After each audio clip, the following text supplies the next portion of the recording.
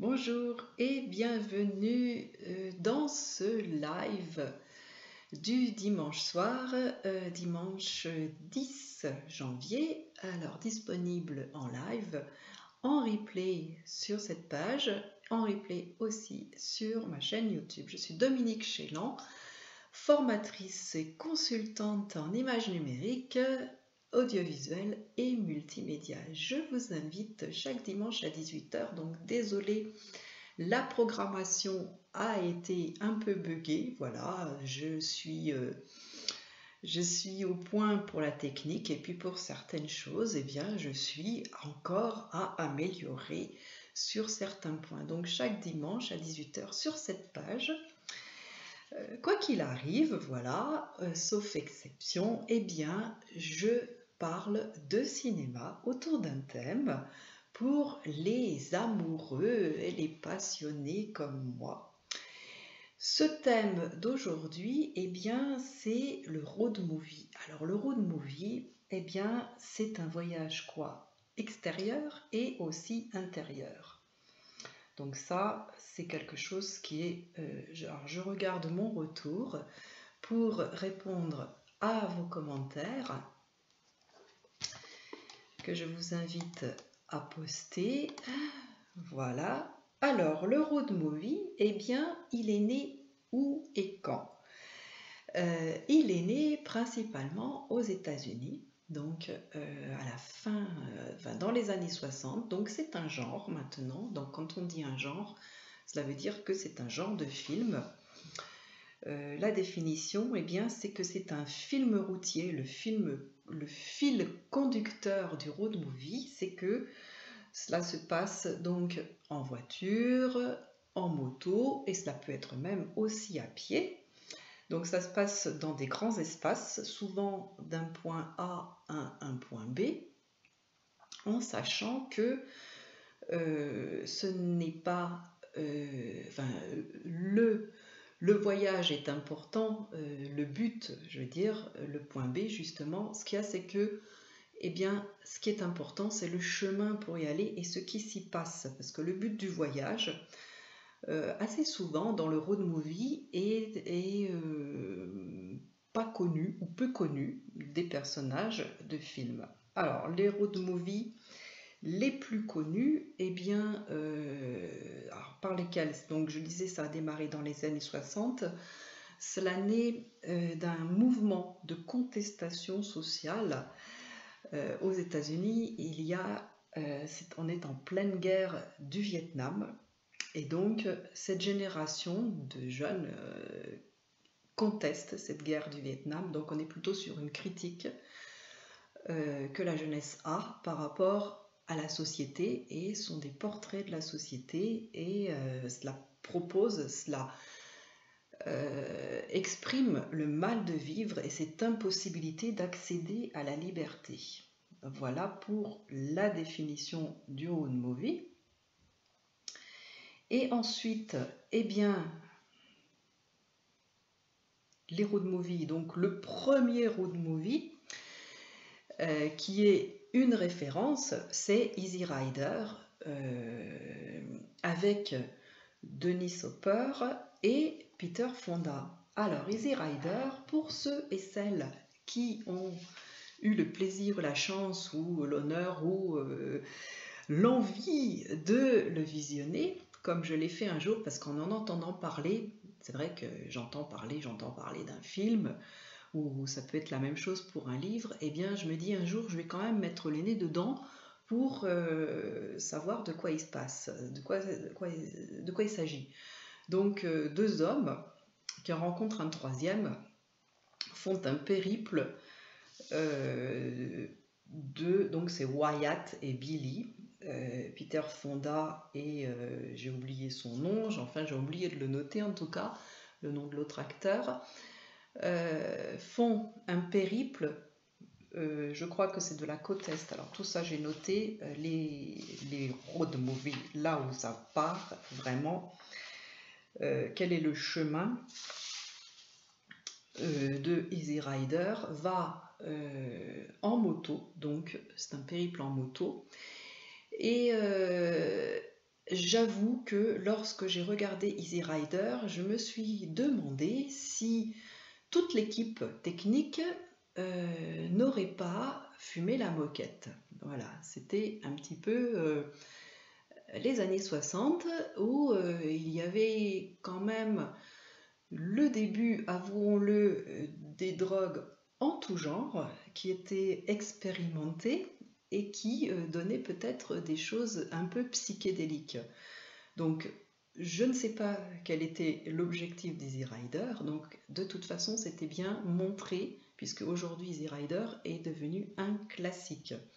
Montrer ce mal de vivre par rapport à une situation aux États-Unis. Donc c'est vrai que ça se retrouve donc Easy Rider 1960, ça y est, j'ai perdu mes dates encore, je suis un petit peu brouillon aujourd'hui, hein, Easy Rider, on est dans les années 60. Donc voilà, ça part, c'est un voyage qui va jusqu'à Los Angeles. Donc dans les années 60, en France, donc c'est vrai qu'aux États-Unis, ça va être plutôt le genre qui va se développer, à savoir qu'en France, nous avons aussi des road movies. Donc récemment, j'ai repris un film français qui s'appelle Pierrot le Fou, qui est la deuxième apparition dans un film de Jean-Paul Belmondo. Jean-Paul Belmondo, dont le premier film était À bout de souffle de Jean-Luc Godard, et Pierrot le Fou est un film aussi de Jean-Luc Godard. Donc on retrouve en France, donc on est en 1965, on retrouve de la même façon un périple, le périple d'un homme et une femme après un meurtre. Donc c'est vrai que le road movie, souvent, intègre ce genre d'éléments. Le meurtre, le crime, etc., etc. Donc là, Pierrot le Fou, un homme, une femme, Easy Rider, des hommes. Il y a des road movies avec uniquement des femmes. Et pour le pendant d'Easy Rider, je trouve que le plus parlant et le plus intéressant, c'est vraiment Thelma et Louise de Ridley Scott de 1991. Donc c'est vrai que quand je disais que ce genre de film est né dans les années 60, c'était pas forcément dit que c'était un road movie, c'était un film de route. Voilà.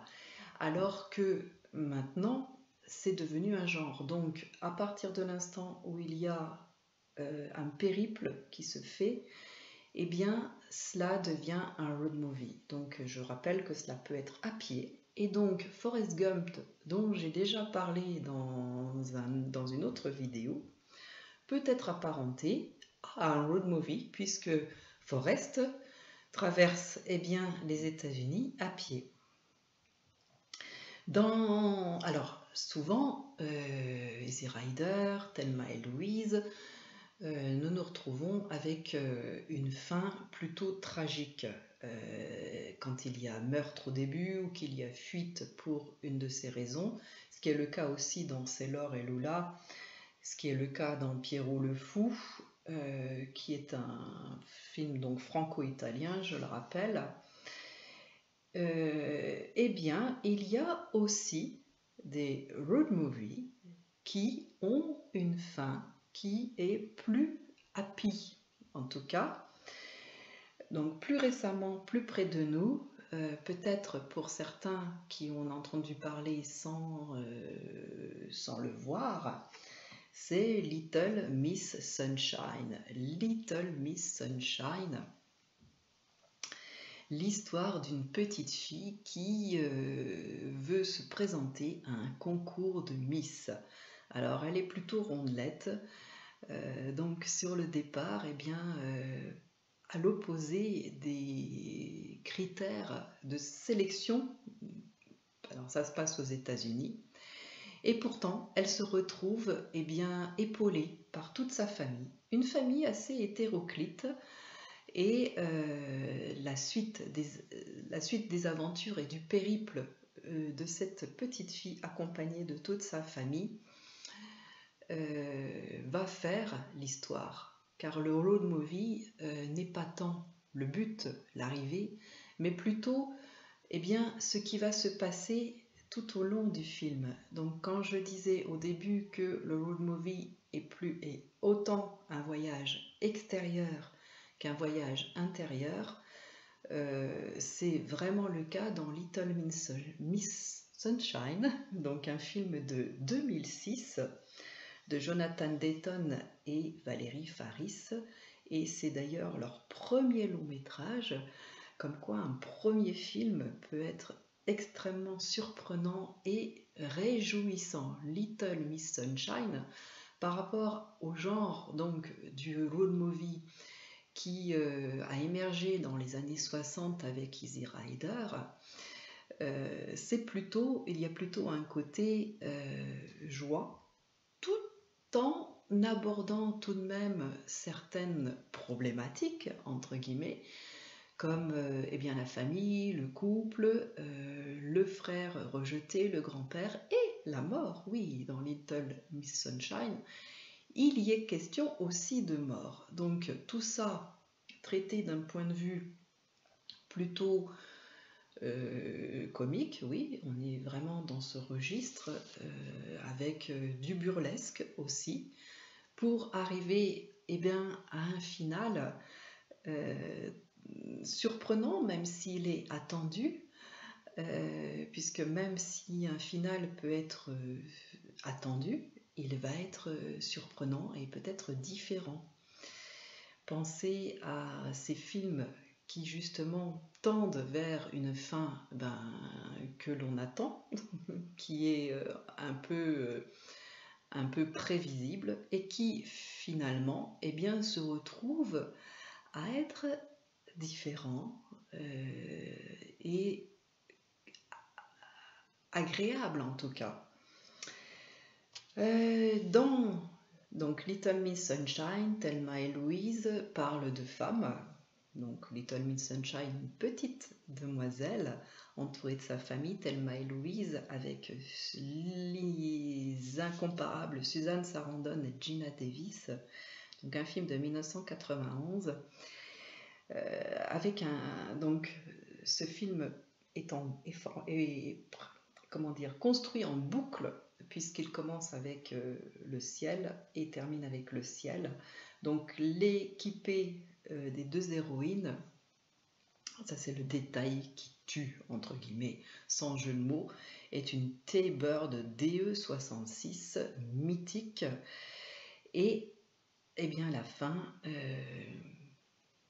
elle reste ouverte à l'imagination, même si il y a, comme je disais, un côté tragique. Alors, pour rester dans les films de femmes, plus près de nous, en 2013, en France, il y a eu Elle s'en va avec Catherine Deneuve. Et oui, Catherine Deneuve joue le rôle d'une restauratrice qui décide, voilà, elle ne le décide pas forcément, parce que le road movie nous montre des personnages qui décident quelque chose et finalement d'autres choses arrivent. Donc Catherine Deneuve dans Elle s'en va d'Emmanuel Berco, donc un film de 2013, annonce qu'elle va acheter des cigarettes et finalement elle s'en va. Donc elle se retrouve en voiture, donc comme je disais, on est souvent en voiture, donc elle s'appelle Betty, elle a un restaurant en Bretagne, et elle part vers la côte atlantique, de la côte atlantique jusqu'en Auvergne, en passant par la Savoie. Donc très souvent, on a une visite quand même, donc pour les États-Unis, de pays, d'États, et pour la France, peut-être un peu plus de ville en ville. Je voulais un petit peu développer un road movie un peu particulier. Bon, il y en a beaucoup d'autres. Il y a Into the Wild de Sean Penn, qui part du Dakota, Colorado, etc.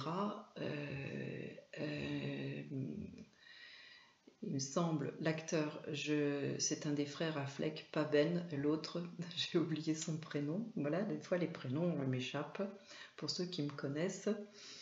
Donc Into the Wild est assez particulier, donc je mets une petit bémol, une petite mise en garde par rapport à vos ados, car il a un côté qui est quand même donc aventure, bien sûr, et un peu dur. Donc il y a Sur la route, en 2012, qui a été adapté du fameux roman de Jacques Kerouac, qui Je pars sur la route. Donc on est encore dans cette mouvance. Et donc je disais Pierrot le Fou. Pierrot le Fou de Jean-Luc Godard avec Jean-Paul Belmondo et Anna Karina de 1965. Donc en France, pas de guerre du Vietnam, quoique un peu, c'est un peu évoqué dans ce film de Godard. Et ce que fuit le personnage joué par Belmondo, qui s'appelle Ferdinand, et le personnage joué par Anna Karina, qui s'appelle Marianne, eh bien, oui, c'est un meurtre à peu près explicité sur le début. Donc, le début, comme souvent pour les histoires, il y a ce point de départ. Donc, je mets en scène les personnages, j'installe l'ambiance, donc une ambiance Godard. Pour ceux qui ne connaissent pas l'ambiance Godard, je vous invite à visionner Pierrot le Fou ou À bout de souffle, qui sont des films qui s'inscrivent dans ce qu'on appelle la nouvelle vague en France. Donc c'est donc le deuxième film de Belmondo, donc comme dans toute histoire, un élément déclencheur, donc une mort, des péripéties, et bien le voyage en voiture, dans une voiture, après dans une autre, parfois à pied, il y a des haltes aussi, la résolution et le dénouement. Le style Godard est vraiment assez particulier, donc toute explicité ici, ce n'est pas mon objectif, c'est des choses que je fais plutôt dans mes formations, parler un petit peu plus en détail de certains films, et cela demande beaucoup plus que 5-10 minutes, voire même une demi-heure. Donc je vous invite à vous rapprocher de moi si cela vous intéresse, de approfondir un petit peu des thèmes comme les films de Godard par exemple. Donc on a des choses surprenantes comme des adresses caméra, des voix off, des voix et des dialogues inaudibles. Godard adorait ça. Donc on a le départ. Le départ, eh bien, c'est un meurtre, non forcément explicité, et effectivement, le road movie propose déjà très souvent une fuite. Donc on a cette fuite pour un ailleurs qui est forcément meilleur. Donc je regarde s'il y a des commentaires en même temps que je vous parle sur mon retour, donc désolée, je regarde un petit peu à côté, voilà. Des commentaires ou des questions. Donc cette fuite, je fuis quelque chose. Donc je disais au début que ça, c'est effectivement un voyage extérieur, donc physique. Pensez aussi à Forrest Gump, et oui, physique aussi, il se déplace même si c'est à pied. Et aussi un voyage intérieur. Donc c'est vrai qu'il y a beaucoup de prise de conscience et en tout cas de réflexion, donc par rapport à la littérature, par rapport à la vie, par rapport à la musique, par rapport à la société, par rapport au rapport entre les personnes dans Pierrot le Fou. Il y a des petites chansons, j'avais un petit peu oublié, je l'ai regardé un peu rapidement cet après-midi à nouveau, enfin rapidement j'ai regardé à nouveau le début, et j'avais oublié ces petits passages musicaux qui en fait sont des petites chansons qui sont vraiment restées dans le paysage cinématographique français. Ma ligne de chance, ta ligne de hanche, je sais pas quoi faire, qu'est-ce que je peux faire, j'ai oublié la troisième. Et donc Pierrot le Fou, on se retrouve très rapidement dans le début du film en voiture. Donc nos deux personnages, même s'ils sont noyés dans une espèce de magma sociétal, le mal-être il est visible et palpable, voilà. Godard a cette faculté, autant dans sa mise en scène que dans ses dialogues ou dans autre chose, eh bien, de nous rendre vraiment puissamment angoissants, en tout cas, faire transparaître cette espèce de mal-être. Donc Pierrot le Fou, c'est exactement ça. Et ça fonctionne vraiment, vraiment. Belmondo est assez exceptionnel, donc c'est vrai qu'il a eu une carrière très longue et très diverse. Et pourtant, il y a déjà des prémices de la grande star nationale, et bien qu'il est encore aujourd'hui, puisqu'il est encore en vie.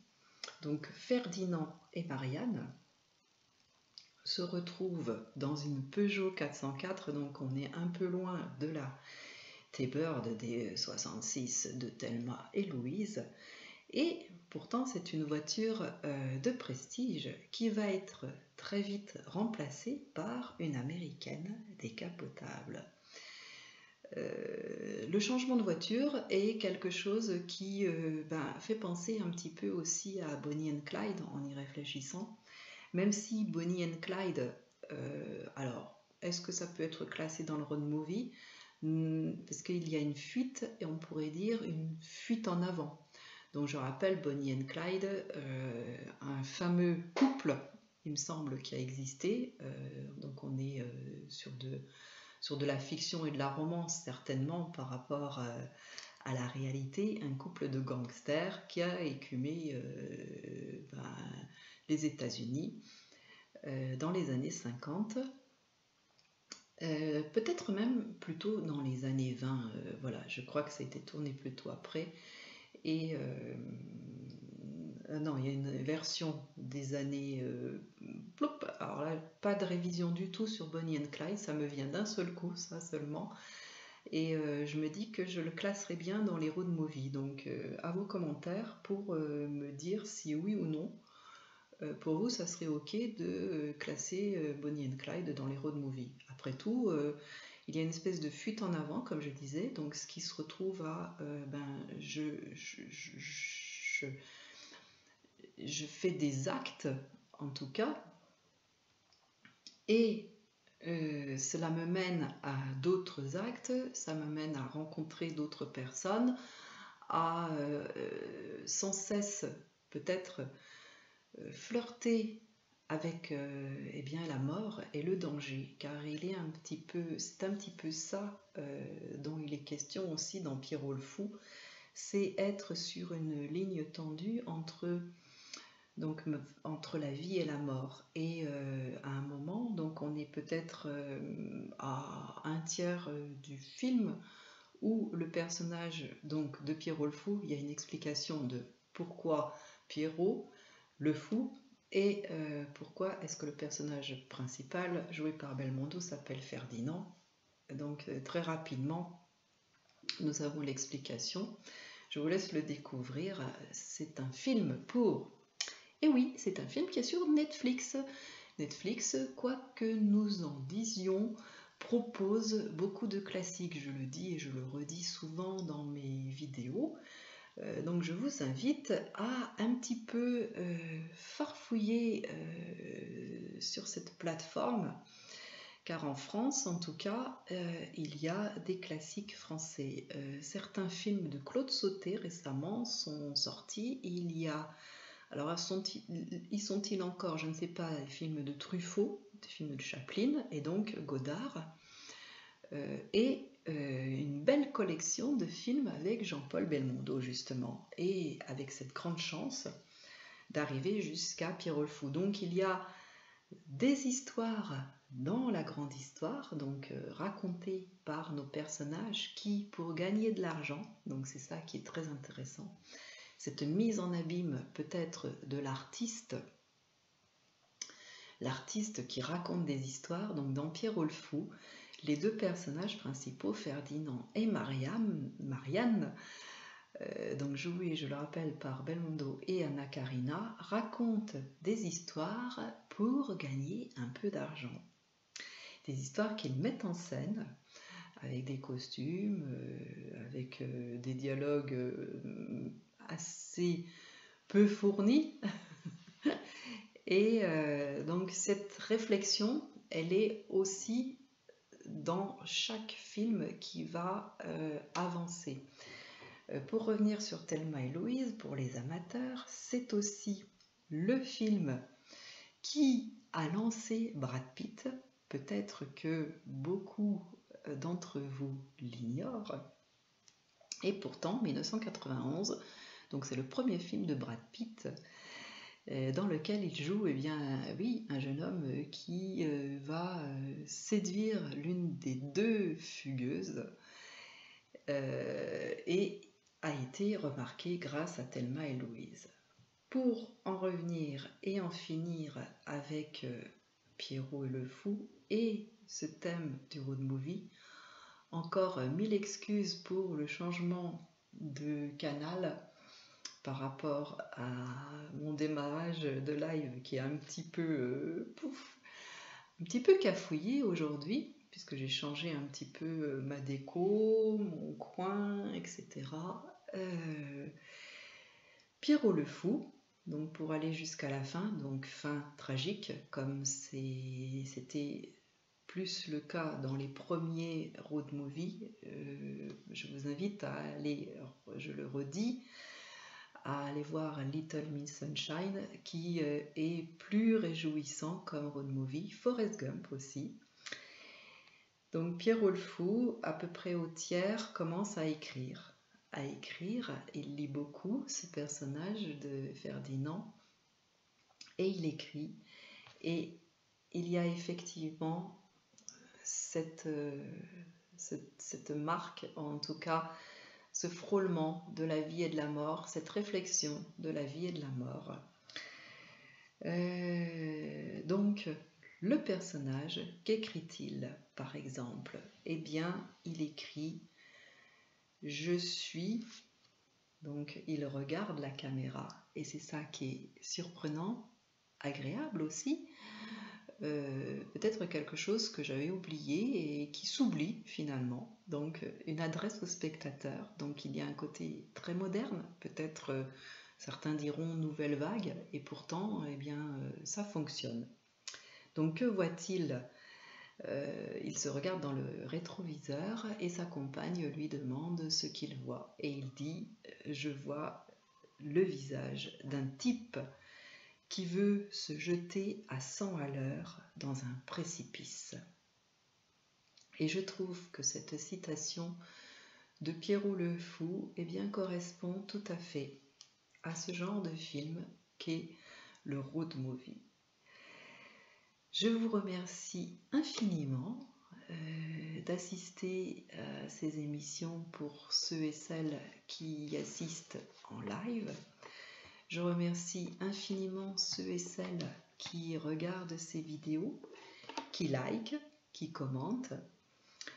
Je vous invite à partager vos questions, vos commentaires, à rejoindre le groupe privé écriture et images pour une année d'idées pour les cinéphiles, pour les lecteurs, pour les écrivains, pour les écrivaines, pour les cinéastes et pour tous les amoureux des mots et des images. Cette vidéo donc est sur YouTube, sur Facebook. Je réponds dans la mesure du possible à tous les commentaires. Désolée d'avance si j'en oublie, c'est des choses qui arrivent, et je vous donne rendez-vous donc dans une semaine pour un nouveau thème, une nouvelle vidéo sur un thème cinéma ou série ou téléfilm ou feuilleton. Et j'accepte avec grande joie toutes les idées de thèmes et de débats. Je vous souhaite une bonne semaine.